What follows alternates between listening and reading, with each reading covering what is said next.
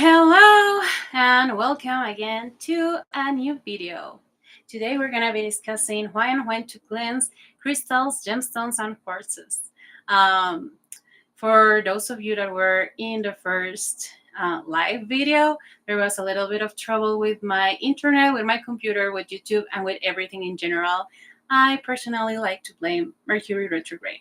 But here we are again. I decided to do this again just because I really want to give you the best information. And if you have any doubts that I can answer right away, then I would really like to do so. I'm gonna wait just a little bit for confirmation that everything is okay right now. And we'll begin. Okay, yeah. Hello, Kathy. Thank you for joining me again. So, now that we have this introduction and that everything is set, we can start over again. So, why and when to cleanse your gemstones? First of all, the crystals, gemstones, quartzes, they are all living entities. This means they can pick up nearby energies. They hold on to them and they hold on to thoughts, emotions, and previous programming. So this is why it is important to use some methods to cleanse them. One example that I really like to give is you go to a store, or you are going to buy your quartzes in general, and what do? You go, you grab them, you see if you like them, you see if you like the energy, but right then you just put some of your energy into the quartz. You put some of your thoughts and some of your emotions there. And now think about all the people around that's doing the same thing. So there's a lot of energy that maybe you don't want on your quartzes. And it's not even that people do this with an evil intention. Simply someone having a bad day. It could even be the vendor. If she's having a bad day and she's putting all those thoughts in there, your quartz most likely picked it up. So you want to cleanse it so it won't interfere with the intention you want to set for it. Some need to be cleaned more often simply because their main purpose is to actually cleanse, So, for example, tourmaline, obsidian, smoky quartz, these are some stones that you use for keeping bad energies away. So these are the ones that you need to be cleaning more often simply because they are picking up more stuff than, for example, pink quartz that you're keeping near your bed for a love spell.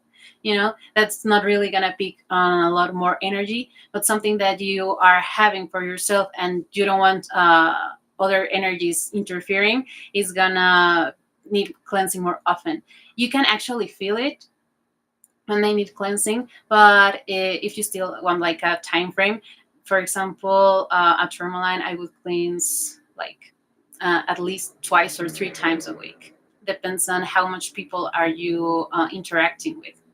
So today I'm going to give you a little bit of elemental magic intro, because what I really like to do with my crystals is from the beginning, if I know the intention, I like to make the cleansing, the charge, and the intention following a same path. So I'm going to give you, for example, water, earth, air, fire, and ki.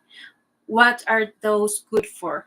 So if you have an intention beforehand, you should know which of those methods is best for the final destination of your gemstone or crystal. So let's start with water. Water is the most common one. It is a highly purification element. So this is why a lot of people use it to cleanse the crystals. Just beware a little bit. For example, with selenite, this selenite, it is a very soft crystal. So if you put it too long in water, it's going to degenerate or disintegrate. It depends on how much time you put it there. So always make a check just to be sure on the safe side that your crystal is going to be okay. But back to it.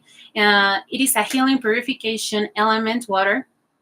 It helps with creativity, with intuition, and with emotions. It also promotes growth and abundance. It is an element of change, and it is a little bit unpredictable just because it is water, and water is affected by the moon, and the moon gives its tides, and it gets affected. So also depends on the moon phase that you're at. Some of the different outcomes that it could have. For cleansing with water, you can do two things. You can actually put your crystal in a glass of water, for example, and let it sit 24 hours. And the other example is you can use sink water. You open it and you wash. You wash your crystal. You're gonna watch how it has the water coming through it, and you're gonna visualize white light and how it is cleansing your crystal from all the negativity, from all the other thoughts, and from all the other emotions it had prior. Now with earth, it's a stable element of permanence, of grounding. So it does have like a little bit slow but steady energy. So if you want a spell that is going for something permanent and that you want to be enduring, then you should use earth. It also is good for financial matters. So if you want to do like a money spell, for example, or for material things in general, for this kind of abundances, then you can use earth. You can, what you do is you take your crystal and you bury it. You can do it with houseplants, for example. So that way it is close to you, but you can also go like to your garden or to a park. The only thing is that if you go to a park, you really have to remember where you put it and make sure that no one else is going to get it. So you're going to bury it underneath, make sure it's all covered, and 24 hours you leave it there, and then you take it out. Next is air. Air is great for communication, and this doesn't just mean like human communication. I also mean like with energy superior beings, your guides, ascended masters. If you want to create this channel with your stone, with a ritual for meditation, for example, it is a great way to do so. You can use air. It is also for change and movement. So yeah, for fast-paced spells, for creativity, if you are somewhat stuck with ideas, then you should use the air element. How you do this, for example, with sage, palo santo, incense, copal, all of those have cleansing elements. So you light it up. For example, I have a mini palo santo here just for this example. So you light it up, you put your stone up, and you let all the smoke come as you visualize how it is cleansing your crystal. So you just do it for a couple of seconds until it feels right. Honestly, you truly, believe me, you're gonna feel it. So once you've been there, make sure it covers all of your gemstone, and when you feel it's right, you're gonna leave it aside. So that's for the air. Now fire. Fire is a very active element. It is really, really, really for actions, and it works at a rapid pace. So if you want something to happen quickly, you should use fire to cleanse your crystal. It also helps with banishing fears. It helps with your confidence, and it is also a purification element. So keep that in mind. And something that I really like about fire is that it helps to see the future. So if, for example, you want to get a better grasp or something that's going to happen, and you're going to meditate with your crystal for it, then you should cleanse it with fire. The way you do this is you have your candle, you have the flame, and you put the crystal just above of the fire. If you can handle it, maybe just a quick dip into the fire. And you can use your fingers, but for example, I am very sensitive to the heat. So what I like to do is to use, honestly, tweezers, and just put use them to hold the crystal over there. Make sure it's covered a little bit, like what we did with the air element. So that's what you're gonna do with the fire too. And until you feel it again, I promise you, you're gonna feel when it is cleansed. And the last one for today, qi. It is a Chinese principle, meaning vital energy or vital force. As I told you before, crystals are living entities too. So this is why they are holding to these emotions and to these thoughts. And all the living entities have qi. We as humans do too. So the only thing with this method is that you really have to be careful, because if you are not very familiar with it, or you are not very sure of how to use it, you can unwillingly pass on some thoughts. And I'm sorry, I'm just gonna read a message because I lost my train of thought. Like, what do you feel when it's clean? For me, honestly, it's like a sense of calmness, of tranquility. Because sometimes, and try this with any crystal all the way. You can put the crystal in your hand, and sometimes it feels like it's jumping. Yeah, this is the description that I'm getting. Like it is jumping. That it has like an energy of its own, and when it's cleansed, you can feel first the energy more clearly. For example, this is a sodalite. This is a calming stone. It is to lower stress and to see things more objectively. So when I cleansed it, I really felt this sense of calmness, and I could really feel all the energy of the stone. And for example, with the smoky quartz, for example, I have the one right here. When I cleansed it, I this is for blockages, to remove them. So, for example, when I cleansed it, I knew it was clean because it really helped me to see through and to be a little bit more confident. And really, really, really, you can feel the energy just being cleansed and the stone's energy more clearly. I hope that solved the question. And now, going back to the key, you have to be careful with the visualization you give. You have to actually be. I recommend that you do this only if you have practiced before, simply because you don't really want to. I mean, you have a problem, for example. Let's say I have anxiety, and you want to set an intention for a stone in order to help you lower it. When you're doing the key cleanse, you might unwillingly give a little bit of that anxiety just because that's what you're thinking about. So either way, this is how you do it. You're gonna use your hands. You're gonna put the palms together, and when you feel a little bit of heat, you're gonna start slowly opening them and feeling the energy that is inside. So right now I'm feeling it. And now you're gonna take one of your crystals. You're gonna place it here, cover it with the other hand, and feel it.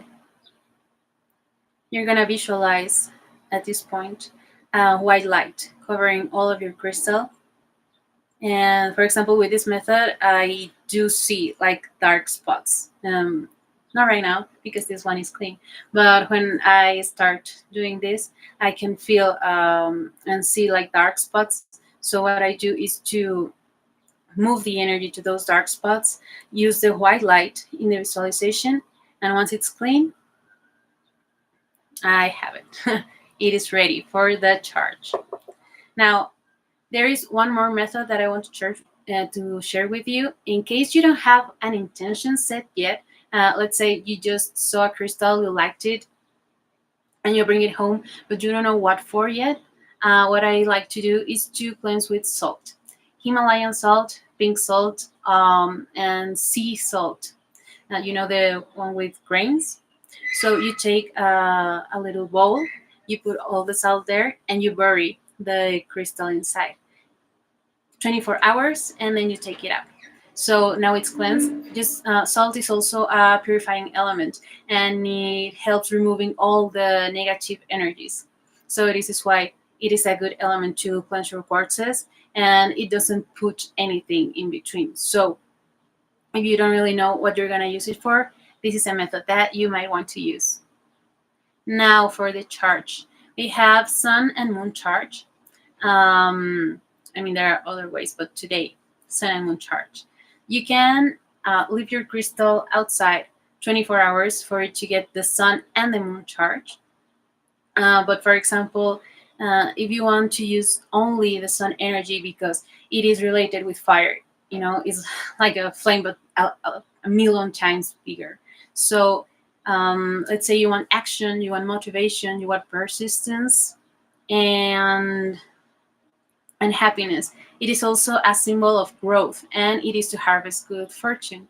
So, for example, if you just want that energy, you should just take it out while the sun is out. You wait until the sun goes down, and you take it inside again. And now it is charged with that energy. So it would be good for the tourmaline. The sun charge, or which one? Anyways, for tourmaline,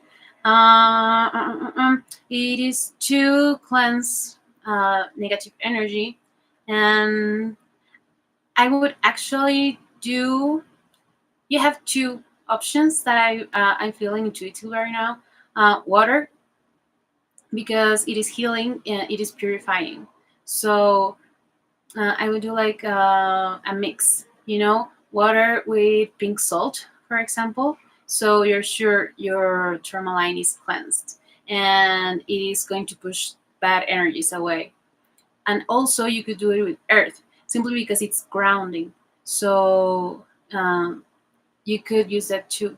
Yeah, you can use the salt for that too. But if you already have the intention, that is, for example, if you're going into crowded places and you want to use your tourmaline in order for those energies not to come into you, I would use the water or the earth part.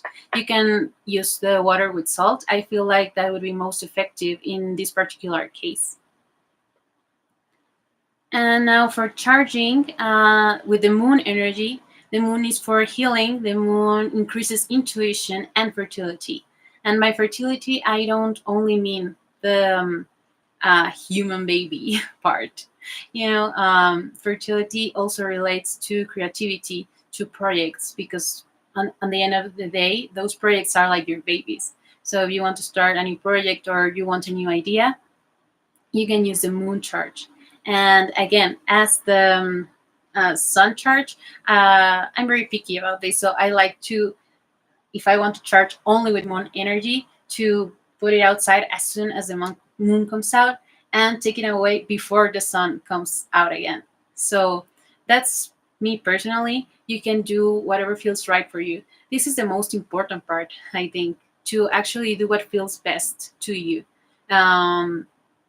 Sometimes I'm telling you this because, for example, I used to do this without actually knowing it. And once I researched, I was like, oh, okay, that makes sense. So that is why I felt most comfortable doing the cleanse with Palo Santo than with water.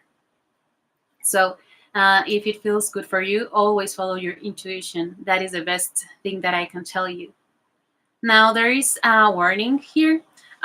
You should always check with your crystals what is best for them. Because, for example, some crystals can tarnish and fade in the sun. For example, amethyst does that. If you leave it for extended periods of time in direct sunlight, it can tarnish a little bit. So, once, if you want to, for example, charge it with sunlight, if you just do that like for 12 hours, it's going to be okay. But if you leave it constantly outside, it's going to fade. So check on all your crystals. For example, here I have aventurine, amethyst, aquamarine, citrine, sapphires, rose quartz, and smoky quartz. They fade in the sun, so take care of them so they will be safe. Also, for example, with water, one tip I can give you is that most of the crystals ending in ITE, like malachite, selenite, calcite, angelite, All those are most likely no safe for extended periods of time in water. A quick rinse probably won't do them harm if you really, really, really want to do it with water, but don't leave it there too long because they can disintegrate. And you can also check the hardness scale of moss, MOHS. If it is below 5, do not put your crystals on water because it means that they are soft crystals and they can disintegrate. What else? Oh, for example, malachite. When it comes in contact with water, it becomes poisonous. So just beware of these things. Always make a little bit of research before you're doing any of these cleanses or rituals or exposing them to any of the elements. And if you have any more questions or doubts, you can always ask me. I'll be more than happy to help you. Thanks for sticking for this video. Please hit the like button, hit the subscribe if you haven't subscribed already. And I really hope you can use all of this information, that it helps you. And of course, I will be uploading more content like this so soon. Thank you for watching. Have a good day.